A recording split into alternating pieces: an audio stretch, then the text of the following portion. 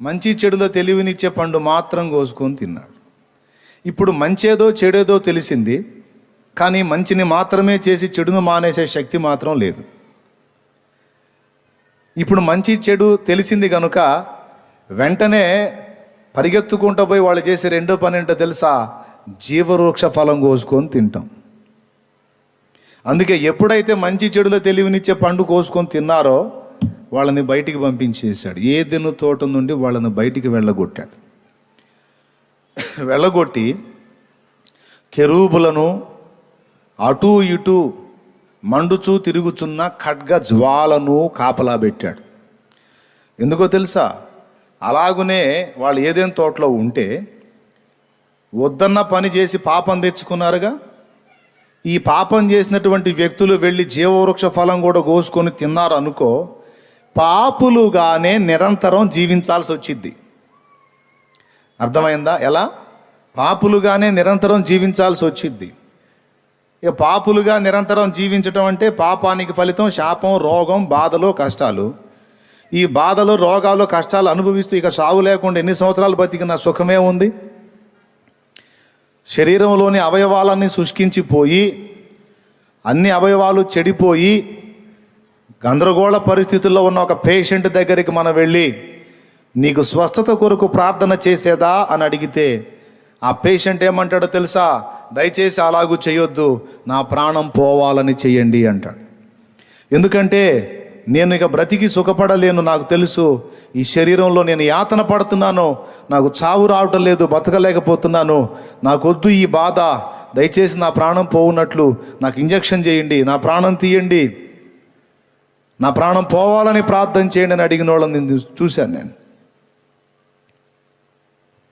అంటే పాప ఫలితంగా వచ్చినటువంటి వ్యాధిని, బాధని, బలహీనతని, శోధనని అనుభవించలేక మనిషి ఏం ఆశిస్తున్నాడో తెలుసా? చెప్పు తమ్ముడా, ఏం ఆశిస్తున్నాడు? పెళ్ళినా?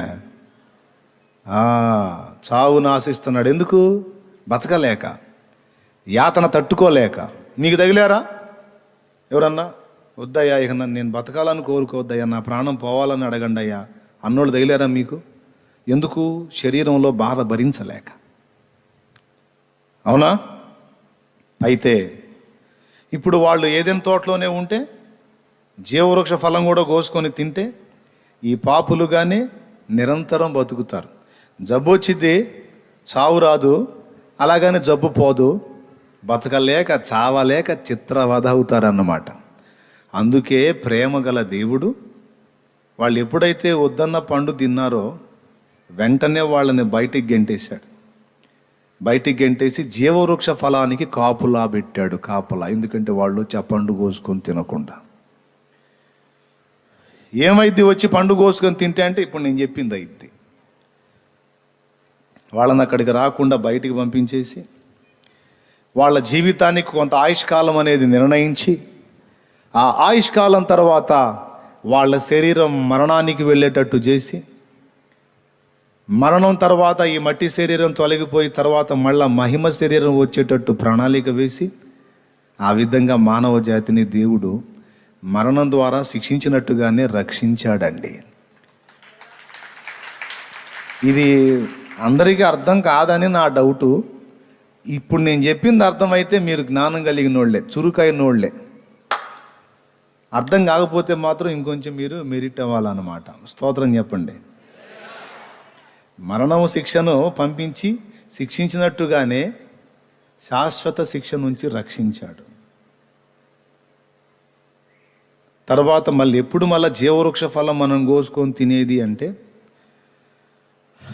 జకర్యా గ్రంథంలో చెబుతాడు, ఖడ్గమా నా కాపరి మీద పడుము, ఖడ్గమా నా సహకారి మీద పడుము అంటాడు.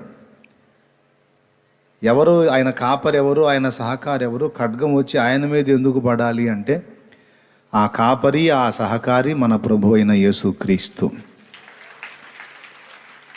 జీవవృక్ష ఫలానికి వెళ్ళే త్రోవలో, జీవవృక్ష ఫలం ఆ చెట్టు దగ్గరికి వెళ్ళే త్రోవలో కెరూబులను అటు ఇటు మండుచూ తిరుగుచున్న ఖడ్గ జ్వాలను పెట్టాడు కదా. ఇప్పుడు దేవుడు చెప్తున్నాడు, వారి పాపమునకు ప్రతిగా, వారి పాపమునకు ప్రాయశ్చిత్తముగా ఖడ్గమా, ఇదిగో నా పిల్లలందరూ ఈ ఫలములు కోసుకొని తిని నిరంతరము బ్రతుకున్నట్లు, వారి పాపం పరిహారం పొంది వారు నిత్య జీవాన్ని స్వతంత్రించుకొనున్నట్లు, ఇదిగో వారందరి పాప పరిహారంగా నీవు వెళ్ళి నా కాపరి మీద పడు, నా సహకారి మీద పడు అని మనందరి దోషము ఆయన తన ప్రియ కుమారుని మీద మోపుటకు తండ్రికి అభీష్టమాయను. తండ్రికి ఇష్టమాయను. ఇప్పుడు ఖడ్గం పోయి ఎక్కడ పడ్డది? యేసయ్య మీద పడింది, సిలువలో. ఓకే, ఇప్పుడు సిలువను ఆశ్రయించిన వారందరికీ జీవవృక్ష ఫలాలు తీసుకొని తినే అధికారం లభించింది. Praise the Lord. ఇక పండు కూడా కాదు, యేసయ్య చెప్పాడు, నా శరీరము నిజమైన ఆహారము, నా రక్తము నిజమైన పానము, నా శరీరమును తిని నా రక్తము త్రాగువాడు నిత్య జీవము గలవాడని చెప్పాడు. గట్టిగా గట్టిగా. ఈయన జీవాహారం అయ్యాడు. జీవవృక్ష ఫలాల దగ్గరికి పోయి ఆ పండు కోసుకొని తినడానికి కూడా మార్గం సరళపరిచాడు. లేకపోతే ఎప్పటికీ పోలేం మనం. మరి ఎట్లా మనం అక్కడికి పోయే అవకాశం ఎవరిచ్చారు? ఆయన పేరేమో కొంచెం పెద్దగా చెప్తారా? అబ్బా, నజరేయుడగు. అది మంచి చెడులో తెలివినిచ్చేటువంటి పండులో ఏముంది? మంచేదో చెడేదో తెలిసిద్ది, కానీ మంచిని మాత్రమే చేసి చెడును మాన్పించే శక్తి దానిలో లేదు. కానీ దేవుళ్ళో మంచిని మాత్రమే చేసి చెడును చేయకుండా ఉండేటువంటి నియంత్రణ శక్తి ఉంది. మానవుల్లో అది లేదు. అందుకే ఇది చెయ్యకూడదు అని తెలుసు, కానీ చెయ్యకుండా ఉండలేడు. ఇది మాట్లాడకూడదని తెలుసు, కానీ ఆ టెంప్టేషన్ వచ్చినప్పుడు ఆపుకోలేడు. ఇలా ప్రవర్తించకూడదు అని తెలుసు, కానీ ఆ సన్నివేశాలు వచ్చినప్పుడు ఆటోమేటిక్గా తనకు తెలియకుండానే ఆ చెయ్యకూడని కార్యాలే చేయటం మొదలు పెడతాడు. ఇది మనొక్కరి సమస్య? నో, అపోస్తుడైన పౌలు సమస్య కూడా. రోమాపత్రిక 7వ అధ్యాయం 18వ వచనంలో ఒకసారి బైబిల్ తీయండి తొందరగా. పౌలు గారు అంతటి వాడి సమస్య కూడా ఇదే. చూడండి. నా యందు అనగా నా శరీరమందు మంచిది ఏది నివసింపదని నేను ఎరుగుదును. మేలైనది చేయవలనను కోరిక నాకు కలుగుచున్నది గాని దానిని చేయుట నాకు కలుగుటలేదు. మంచి ఏదో తెలుసు, అది చేయాలనే కోరిక నాకు కలుగుతుంది, కానీ తీరా చేద్దాం అనేసరికి మంచి చేయకుండా చెడే చేస్తున్నా. ఇట్లా అయిపోయింది నా బ్రతుకు. మరి ఇప్పుడు మంచిని మాత్రమే చేసి చెడుని విసర్జించే పరిస్థితి నాకు ఎట్లా వస్తుంది అంటే, క్రీస్తు యేసునందు మనకు జీవం అనుగ్రహించిన దేవునికి స్తోత్రం. ఆత్మ నియమము పాప మరణ నియమముల నుండి మనల్ని విడిపిస్తుంది అన్నాడు. మంచిని మాత్రమే చేసి చెడును మానేసేటువంటి శక్తి మనకు లేదు, కానీ దేవుని పరిశుద్ధాత్మ ద్వారా ఆ శక్తి మనకు అనుగ్రహించబడింది. మనం దేవుని మీద ఆనుకొనగలిగినట్లయితే, దేవుని ఆశ్రయించగలిగినట్లయితే ఆ నియంత్రణ శక్తి దేవుడే మనకు అనుగ్రహిస్తాడు. దేవుడు మనకు ప్రేమయు శక్తియు ఇంద్రియ నిగ్రహమును గల ఆత్మనే ఇచ్చను, కానీ పిరిగితనము గల ఆత్మని ఇయ్యలేదన్న వాక్యం గుర్తుపెట్టుకోండి. ఆ ఆత్మ ద్వారా మనం జయించగలుగుతాం, ఆత్మశక్తితో, ఆత్మ సమాధానంతో.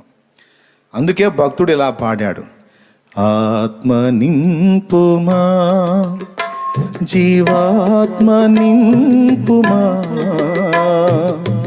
పరమ పావనాత్మ నీదు వరమునీయుమా, ఆత్మ నింపుమా.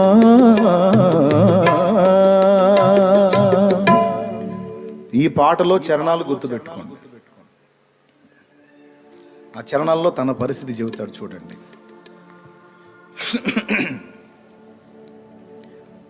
కలుష దోష భారములే బ్రతుకు కృంగదీసినవి, వ్యాధి బాధలేకములై ఖేదమాయను. కలుష దోష భారములే బ్రతుకు కృంగదీసినవి వ్యాధి బాధలేకములై ఖేదమాయెను.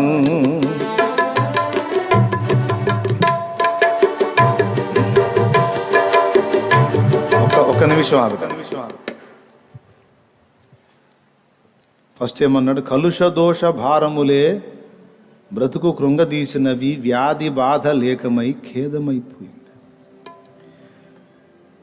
తర్వాత రెండో చరణంలో అంటాడు, అహము ఇహము పాశములై వ్యధల పాలు చేసినవి ఒడలు పాప పొడల చేత ఏహ్యమాయెను.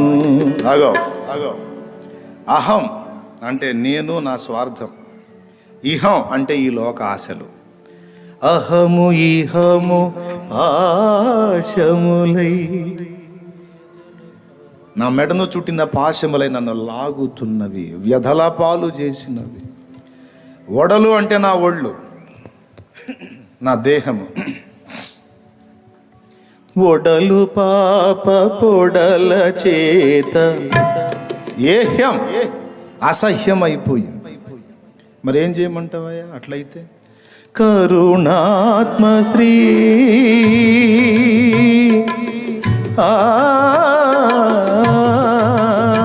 కరుణాత్మ శ్రీ ఈ తరుణమించి శరణమీయుమా రుణమైన బ్రతుకు కూలిపోక జాలి చూపుమా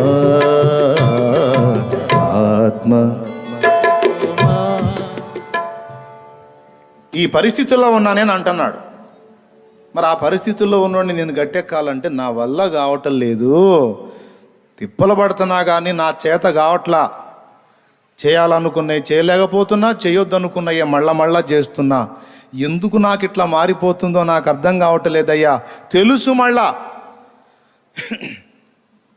నేను చేసేవి చెయ్యకూడదని తెలుసు, నేను చేయాల్సినవేవో తెలుసు, చెయ్యకూడనివేవో కూడా తెలుసు, కానీ అయ్యే చేస్తున్నా. ఎందుకు నాకు ఇలా అవుతుంది అంటే అహము ఇహము పాశాలై నన్ను లాగుతున్నాయి, నా వల్ల కావటల్లా. నా బాడీ దానికి సపోర్ట్ చేస్తుంది, పాపానికి. నీతికి పరిశుద్ధతకు సపోర్ట్ చేయట్లేదయ్యా. దీన్ని నియంత్రించుకోవాలంటే నా ఆత్మకు బలం చాలట్లేదయ్యా. నా ఆత్మ మాట నా దేహం వినటం లేదయ్యా. ఆహా, మరి ఏం చేయమంటావయ్యా? దేవుడు లబలబలాడుతున్నావు, బాగుంది, మరి ఏం చేయమంటావు? ఏం చేసేదేముందయ్యా, వాగ్దానం చేసావుగా. నా ఆత్మను మీకు ఇస్తానని వాగ్దానం చేసావుగా, నా శక్తిని మీకు ఇస్తానని వాగ్దానం చేసావుగా. ఆ శక్తిని అయ్యా ఆత్మ నింపుమా, జీవాత్మ నింపుమా, పరమ పావనాత్మ నీదు బలమునీయుమా, వరమునీయుమా. పరమ పావనాత్మ అంటే పరిశుద్ధాత్మ, నీ బలమును, నీ శక్తిని, నీ వరమును నాకు ఇవ్వయ్యా అని అడుగుతున్నాడు. Praise the Lord. లోక ఆకర్షణలను తట్టుకొని పాపాన్ని విసర్జించి పరిశుద్ధత సాధించాలంటే మన సొంత ఆత్మకు ఆ శక్తి లేదు. లేదు లేదు లేదు. మన శరీరమే బలమైంది, ఆత్మ బలహీనమైంది. ఆత్మకి ఎప్పుడో ఒకసారి బలం కలిగించే పని చేస్తున్నాం, శరీరానికి రోజుకు 3 సార్లు 4 సార్లు మేపుతున్నాం. ఏది బలంగా ఉంటుంది? ఒంగోలు పైలవానికేమో రోజు 2 ఇడ్లీ పెడుతున్నారు, వారానికి 2 ఇడ్లీ, రోజుకు కాదు, వారానికి 2 ఇడ్లీ ఒంగోలు పైలవానికి. విజయవాడ పైలవానికేమో డైలీ 4 సార్లు చికెను, మటను, దమ్ బిర్యానీ, ఆ బిర్యానీ, ఈ బిర్యానీ పెడుతున్నారు. 4 రోజుల తర్వాత ఇద్దరికి కుస్తీ పోటీ పెడితే ఎవడు గెలుస్తాడు, ఎవడు ఓడిపోతాడు. రోజుకు 4 సార్లు దమ్ బిర్యానీ, చికెన్, మటన్ బిర్యానీలు తిన్నోడు దున్నపోతులాగా ఉంటాడు. వారానికి 2 ఇడ్లీ తినేవాడు ఎట్టుంటాడండి? అసలు వాడొచ్చి కొట్టిన దాకా వీడు కోమా పేషెంట్ లాగా గ్లూకోజ్ బాటిల్ పెట్టుకొని పండుకొని ఉంటాడు. పొరపాటున వాడిని కానీ నిలబెట్టి అందులో పంపిస్తే ఆ దున్నలాంటోడు అదే రోజుకు 4 సార్లు తిన్నాడే వాడు వచ్చి అని ఊతే చాలు కింద పడతాడు. మన ఆత్మ శరీరం పరిస్థితి అచ్చం అలానే ఉంది. శరీరానికి ఏది తక్కువ అనిస్తామా? పొద్దున్నే ముందు అసలు కార్యక్రమం ఏది కదా, మొహం గడగటం, కాస్త వేయటం, తర్వాత 11ంటికి టీ అని, పాలని, కాఫీ అని, బూస్ట్ అని, బోర్నవిటా అని, హార్లిక్స్ అని, లేకపోతే జస్ట్ ఫ్రూట్ సలాడ్ అని, ఏదో ఒకటి 11ంటికి, మళ్ళీ 1 గంటకి, మళ్ళీ దీనికి, మళ్ళా 5 గంటలకు మళ్ళా బజ్జీలు, పునుగులు, బోండాలు, గారెలు అని, మళ్ళీ నైటు. కొంతమందికి అయితే మధ్యరాత్రి కూడా మధ్యరాత్రి లేచి భార్యను లేపుతాడుగా, మాయ్ అంటాడు. ఏందయ్యా అంటది. ఏమన్నా ఉందా? ఆకలి అవుతుంది అంటాడు. ఊరి నీ తిండి పాడు కానీ తినే పనిలోనే ఉన్నావు. రోజుకు 5 సార్లు తిన్నా నీ ఆకలి చావట్లేదురా బాబు అనుకొని ఆమె నిద్ర పాపం అతి కష్టం మీద లేచి ఏదో ఒకటి కాస్త మేత పెడితే మళ్ళీ ఆ జామును తిని మళ్ళీ పాపం. అస్సలు దీనికి ఇంత వెలితి పడుద్ది. ఈ శరీరానికి ఆహారం ఉన్నట్టే ఆత్మకు కూడా ఆహారం ఉంది. ఆ ఆత్మకు ఆహారమే వాక్యం. అర్థమైందా? నీ వాక్యమే నా పరవశము, నీ వాక్యమే నా ఆత్మకు ఆహారము, నీ వాక్యమే నా పరవశము, నీ వాక్యమే నా ఆత్మకు ఆహారము, నీ వాక్యమే నా పాదములకు దీపము, నీ వాక్యమే నా పాదములకు దీపము, నీ వాక్యమే నా పాదములకు దీపము. నా స్తుతి పాత్రుడా నా యేసయ్యా, నా ఆరాధనకు నీవే యోగ్యుడవయ్యా. నా స్తుతి పాత్రుడా నా యేసయ్యా. శరీరానికి కొంచెం తగ్గిన ఆగిద్దా? ఏం లేదు. నేను 2 దాకా వాక్యం చెప్పాను అనుకో, కొంతమందికి నడుములు నొప్పులు పెట్టి ఇసుక్కుంటే, కొంతమందికి ఆకలయ్యి ఆపడేందిరా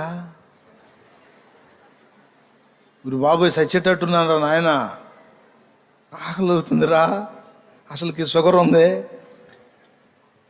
అసలుకి బీపీ ఉందిరా, టయానికి తిండి పడకపోతే హై బీపీ అన్న వస్తుంది, లో బీపీ అన్న వస్తుంది రా బాబు, ఏందిరా? అవునా కాదా అనరా? అమ్మ బాబోయ్ దీనికి ఇంత తగ్గితే కూడా తట్టుకోలేదు. మరి శరీరానికి ముప్పోట్ల మేపేటప్పుడు మరి ఆత్మకు కూడా దాణా ఉండాలి కదండి, మేత ఉండాలిగా. వారానికి 2 ఇడ్లీ అని ఎందుకు అన్నానంటే, వారానికి వచ్చి మనం వినే ప్రసంగం ఎలాంటిదంటే వారానికి 2 ఇడ్లీ లాంటిది. వారానికి 2 ఇడ్లీ తిన్నాడు పెందలాడు పోతాడా, బతికుంటాడా? కాబట్టి శరీరాన్ని అధిగమించి ఆత్మ పుష్టిగా ఉండాలంటే రోజు ఆత్మకు సమృద్ధిగా ఆహారం పెట్టాలి. శరీరానికి అప్పుడప్పుడు ఉపవాస ప్రార్థన అనే నేపంతో ఎండగట్టాలి. దేవునికి స్తోత్రం. మనమేమో అవకాశం ఉన్నంత వరకు ఆత్మని ఎండగట్టుకుంటాం. అంత తెలివి కదా మంది.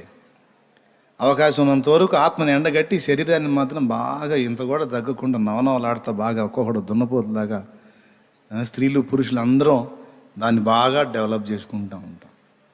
అందుకే అది విచ్చలవిడిగా వెర్రవిగిపోయి దాని ఇష్టం వచ్చినట్టు ఊరేగుతుంది. ఇది ఎరిగినవాడు కాబట్టే పౌలు అనేకులకు ప్రకటించిన పిమ్మట నేనే భ్రష్టుడు నగుదునేమో అని నా శరీరమును నలగగొట్టి దాన్ని లోబరుచుకున్నాను అన్నాడు. కాబట్టి ప్రియులారా, ఆత్మకు శక్తి లేదు. ఇప్పుడు బలహీనమైపోయింది అందరి ఆత్మ. శరీరాలు మాత్రం ఒక్కొక్కడు 90 కిలోలు, 80 కిలోలు, 70 కిలోలు, లేడీస్ అయితే ఒక్కొక్కడు 100 కిలోలు, పురుషులు కూడా ఒక్కొక్కడు 150 కిలోలు, 120 కిలోలు, 105 కిలోలు పోటీపడి పెరిగిపోతున్నారు. ఆత్మ మొత్తం కలిసి కనీసం ఒక 20 కేజీలు కూడా ఉన్నట్లేదు. ఆత్మ ఒక 10 కేజీలు ఉంటే శరీరం మాత్రం ఒక్కొక్కటి 120 కేజీలు ఉంటుంది. ఇంకేడ గెలిచేది? అన్నీ శరీర కార్యాలే. మరి ఇప్పుడు ఎట్లా? అందుకే దేవుణ్ణి అడిగామనుకో 20 కేజీల ఆత్మకి ఒక 0 పెట్టేసి 200 కేజీలు చేస్తాడు. ఆ పవర్ దించుతాడు. ఆ 200 కేజీలు అయిపోతుంది. ఇక ఆత్మ బలం పెరిగే కొద్దీ ఇక శరీరాన్ని కదిలితే గుద్దుతావు గుద్దు. కూర్చో, కదలకుండా కూర్చో. పిచ్చి పిచ్చి వేషాలు వేస్తున్నావు. ఏం పద్దాకల ఆటలా? ఎరా శరీరంగా నీ ఇష్టం వచ్చినట్టు పరిగెత్తున ముక్కు పగిలిపోద్ది. కూర్చో వెధవా, లేకపోతే ఆహారం ఎండగడతాను నీకు, ఉపవాసం పెడతా, సస్తావు. కూర్చో. వద్దులే ఆత్మగారు, ఇప్పటికే చిక్కి శల్యం అయిపోయాను, నన్ను పూర్తిగా చనిపెట్టట్టున్నావు నువ్వు. వద్దులే ఆత్మగారు, నువ్వు చెప్పినట్టే ఉంటాలే, కంట్రోల్ అని ఉంటుంది. లేకపోతే నా లాక్కొని పోద్ది అంతున. బక్కోడు బలవంతుడు లాక్కొని పోతాడా? బలవంతుడు బక్కోని లాక్కొని పోతాడా? బలవంతుడు బక్కోని లాక్కొని పోతాడు. అలాగే ఆత్మని శరీరం లాక్కొని పోతుంది. ఇప్పుడు ఆత్మబలం పెంచామనుకో శరీరాన్ని లాక్కొని పోయిద్ది. అది జరగాలి అందరి జీవితంలో. కొంతమంది ఏమో సాధన చేస్తున్నారు, కొంతమంది ఏమో పట్టించుకోవట్లా. అందుకే పడతా లెగుస్తా లేచినప్పుడేమో హల్లెలూయా స్తుతి మహిమా అని పాడుతున్నారు. పడిపోయినప్పుడేమో దిగజారిన వేళ ఇందాక తమ్ముడు బాడిని పాడుతున్నారు.